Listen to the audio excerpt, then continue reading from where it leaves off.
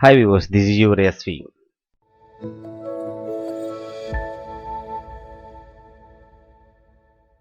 ఈ క్లాస్లో చెప్పబోయేది ఏంటంటే after effect user interface for beginners. So after effects కొత్త వారి కోసం ఆఫ్టర్ ఎఫెక్ట్ యూజర్ ఇంటర్ఫేస్ అనేదాన్ని నేను మీకు చెప్పబోతున్నాను. This is your S. So first of all మనము ఇన్స్టాల్ చేసుకున్న ఆఫ్టర్ ఎఫెక్ట్ సాఫ్ట్వేర్ని ఓపెన్ చేసుకోవాలి. సో ఓపెన్ చేయగానే మనకి ఈ సాఫ్ట్వేర్ అనేది ఓపెన్ అవుతుంది.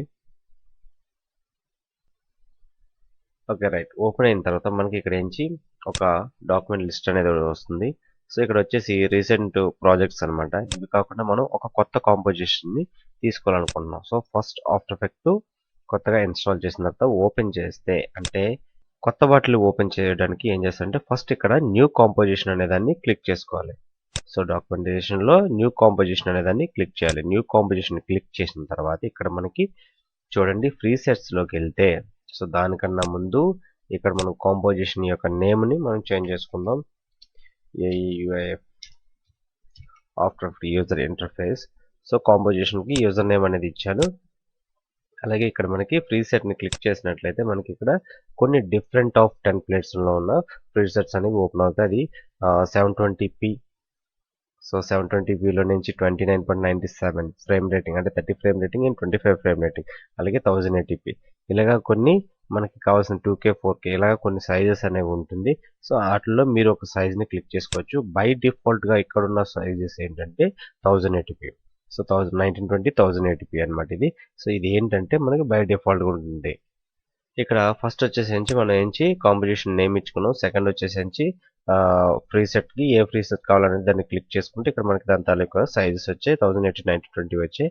సో ఎక్స్పెక్ట్ రేషియో ఉంది కదా, ఇది ఏంటంటే మనకి 16.9 ఉంది, అలాగే 4.8 ఇలా కూడా ఉంటాయి అనమాట. స్క్వేర్ అండ్ ఫ్లాట్ ఈ విధంగా ఉంటుంది. అలాగే స్క్వేర్ పిక్చర్స్ ఇవన్నీ కూడా బై డిఫాల్ట్లో వస్తుంది. మనం చూసుకోవాల్సింది ఏంటంటే సైజెస్ మాత్రం చూసుకోవాలి.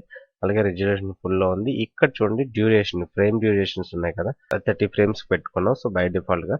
అలాగే బ్యాక్గ్రౌండ్ కలర్ వచ్చేసి బ్లాక్ ఇచ్చుకున్నాం. సో ఇక్కడ బ్యాక్గ్రౌండ్ ఏ కలర్ ఇచ్చుకుంటున్నాం అక్కడ కాంపోజిషన్ ఆ కలర్ వస్తుంది. సో ఇప్పుడు నేను ఏం చేస్తున్నాను అంటే ఓకే క్లిక్ చేస్తున్నాను. ఓకే క్లిక్ చేయగానే నాకు ఒక న్యూ కాంపోజిషన్ వచ్చింది. అయితే మనకి ఇప్పుడున్న టాపిక్ ఏంటంటే యూజర్ ఇంటర్ఫేస్. అసలు what is the user interface అంటే మనకి ఆఫ్టర్ ఓపెన్ చేయగానే ఏ విధంగా ఉంటుంది. సో దాంట్లో ఉన్న ఒక్కొక్క కంటెంట్ని మనం ఏ విధంగా పిలుచుకుంటాము, సో దాన్ని మనం ఏ విధంగా యూజ్ చేసుకుంటాం అనేది ఈ ఇంటర్ఫేస్ యొక్క ఉద్దేశం. సో ఫస్ట్ ఆఫ్ ఆల్ నేను ఏం చేస్తున్నాను అంటే ఇక్కడ మనందరికీ కామన్గా తెలిసినట్టు ప్రతి వీడియో సాఫ్ట్వేర్ని ఓపెన్ చేయగానే అందరికీ కామన్ పాయింట్ ఏంటంటే ఇక్కడ file, edit, composition, layer, effect, animation, view, Windows, help. So ఈ విధంగా ఉన్న దాన్ని మెనూ బార్ అంటారనేసి అది అందరికీ తెలిసిన విషయం. ఈవెన్ ఫోటోషాప్ అవ్వచ్చు, ప్రీమియర్ అవ్వచ్చు, ఎడిట్స్ అవ్వచ్చు, ఈవెన్ ఏదైనా సరే ఇలాగ మెనూస్ ఉంటే మెనూ బార్ అంటాం. ఆ కింద ఉన్న దాన్ని టూల్ బార్ అంటాం. సో కొత్త వారికి తెలియని వారికి అయితే ఇది మెనూ బార్, ఈ కింద ఉన్న దాన్ని ఏమంటామంటే మనం టూల్ బార్ అనేసి అంటాం. సో ఇది కామన్. ఇప్పుడు ఇంకొకటి ఏంటంటే ఇక్కడ చూడండి, ఇక్కడ ప్రాజెక్ట్ అని రాసింది కదా, దీన్ని ఫస్ట్ ప్రాజెక్ట్ విండో అంటాం. So what is the project window? Project window వల్ల మనకి యూజ్ ఏంటి?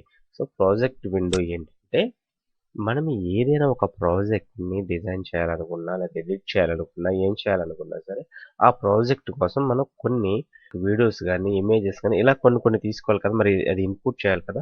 సో ఈ ఆఫ్టర్ ఎఫెక్ట్లో ఇన్పుట్ చేయడం కోసం యూజ్ చేసిన దాన్ని ఈ ప్రాజెక్ట్ విండో అంటాం. సో ఈ ప్రాజెక్ట్ విండోలో ఏం చేస్తామంటే మనం ఏదైనా ఒక ఫైల్ని ఇన్పుట్ చేసుకోవచ్చు.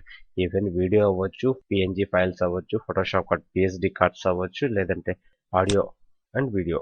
So everything is will be imported this panel అనమాట. సో ఈ ప్యానెల్లోకి ఏం చేస్తామంటే మనము ఒకదాన్ని ఇంపోర్ట్ చేసుకోవడం అనేది చూద్దాం. సో ఫస్ట్ నేను ఏం చేస్తున్నాను అంటే ప్యానెల్లోకి ఇందులో 3 టైప్స్లో మనం ఇన్పుట్ చేసుకోవచ్చు. ఫస్ట్ వన్ ఏంటంటే దీని మీద ఇలా డబుల్ క్లిక్ చేస్తే మీకు ఇలా వస్తుంది. ఇలా వచ్చిన తర్వాత మీరు ఏదైనా ఒక డివైస్లోకి వెళ్ళి అక్కడ నుంచి ఒకదాన్ని ఇలాగే ఇన్పుట్ చేసుకోవచ్చు. అంటే డబుల్ క్లిక్ చేసి ఇన్పుట్ చేసుకోవచ్చు. This is the one.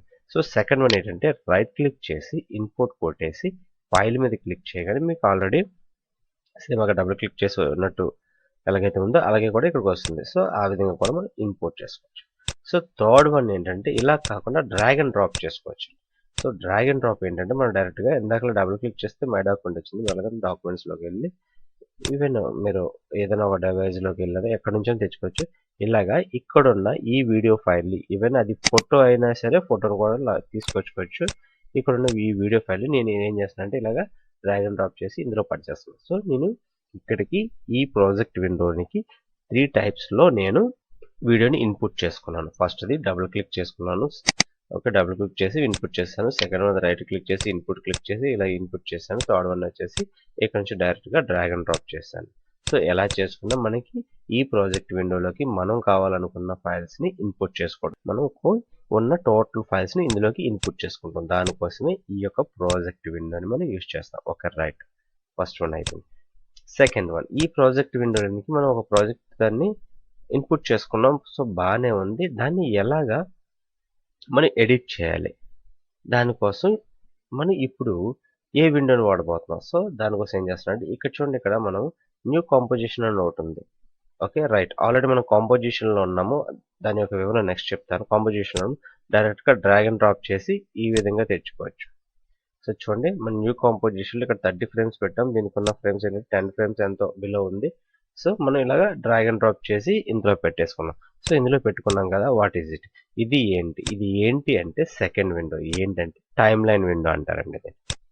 So time line విండోలో ఏంటంటే మనం ఏదైనా ఎడిటింగ్ చేయాలంటే ఈ టైమ్ లైన్ విండోలోనే మనకి అవుతుంది.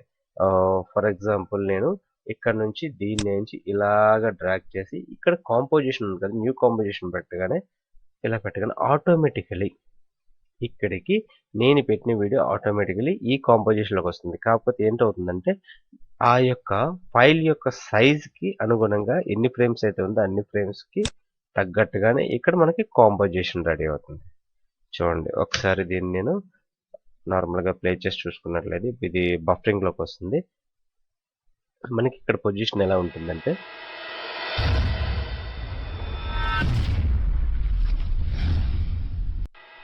ఓకే రైట్, ఈ విధంగా మనకి ఫైల్ అనేది ఎగ్జిస్టబుల్గా అంటే వీడియోని తగ్గట్టుగా ఈ కాంపోజిషన్లోకి మనకు వచ్చేస్తుంది డైరెక్ట్గా డ్రాగ్ అండ్ డ్రాప్.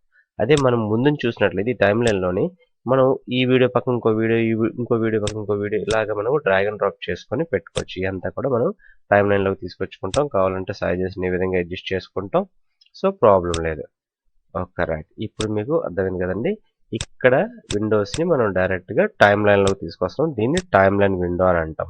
సో ఇందులో యానిమేషన్స్ కానీ everything will be editing, cut and paste, copy, even images కానీ ఏదైనా సరే యానిమేషన్స్ చేయడానికి ఈ టైమ్ లైన్లోనే మనం యూజ్ చేసుకుంటాం. ఓకే రైట్, ఇప్పుడు వచ్చేసి మనకి ఫస్ట్ వచ్చి ప్రాజెక్ట్ విండో, సెకండ్ వచ్చేసి time line window. So project విండోలో నుంచి వీడియోస్ నుంచి ఇన్పుట్ చేసుకుంటాము. ఓకే రైట్, సెకండ్ది టైమ్ లైన్ విండోస్లో నుంచి మనం వీడియోని ఎడిటింగ్ చేస్తాం. ఓకే రైట్, బాగానే ఉంది.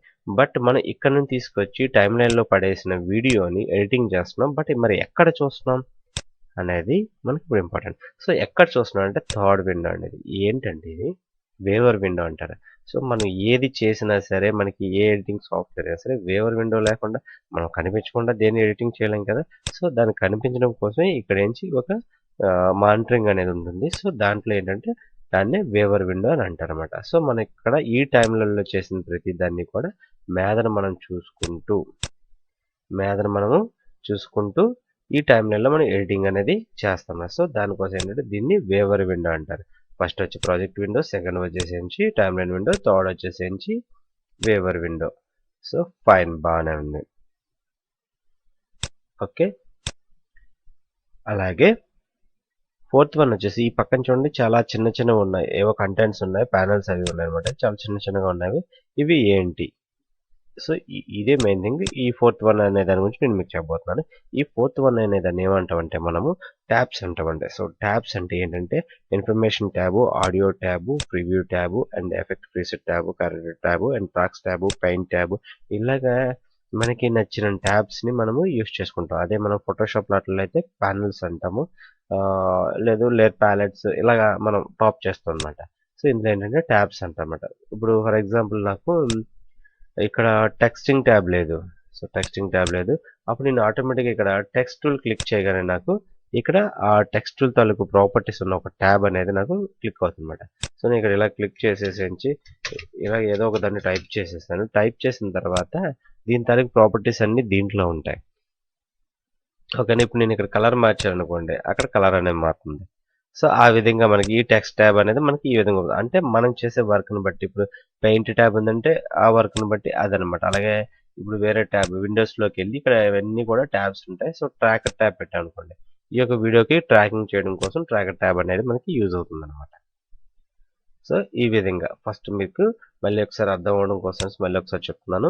సో, ఫస్ట్ వచ్చేసేంచి ప్రాజెక్ట్ విండో, సెకండ్ వన్ వచ్చేసేంచి time line window, third one వచ్చేసేంటి వేవర్ విండో, ఫోర్త్ వన్ వచ్చేసి ట్యాబ్స్ అనమాట. సో, మోర్ దెన్ అన్నీ కూడా మినిమం ట్యాబ్స్ ఉంటాయి. ఆ ట్యాబ్స్ని బట్టే మనం ఇక్కడ ఎడిటింగ్ అనేది ఫర్దర్ స్టేజ్కి వెళ్తుంది. సో, ఫ్రెండ్స్ ఇంటర్ఫేస్ అనేది ఇది కొంచెం మైండ్లో పెట్టుకొని ఫర్దర్ వీడియోస్ కూడా మీరు విన్నట్లయితే ఆఫ్టర్ ఎఫెక్ట్లో మీకు నచ్చినట్లు మీరు యానిమేషన్స్ కానీ ఎడిటింగ్ కానీ ఏ విధంగా చేయాలి అనేది నేను మీకు ఫర్దర్ క్లాస్లో చెప్తాను. సో ఫ్రెండ్స్, ఈ యొక్క ట్యూటోరియల్ మీకు నచ్చినట్లయితే లైక్ చేయండి, షేర్ చేయండి. దానికన్నా ముందు సబ్స్క్రైబ్ బటన్ అనేది ఉంది, దాన్ని క్లిక్ చేయండి ఫ్రెండ్స్. మీ యొక్క సపోర్ట్ నాకు చాలా అవసరం. అలాగే మీరు సబ్స్క్రైబ్ చేసిన తర్వాత బెల్ ఐకాన్ని క్లిక్ చేస్తే నా యొక్క లేటెస్ట్ అప్డేట్స్ అన్ని మీకు చేరుతాయి friends. Thank you very much. This is your SV.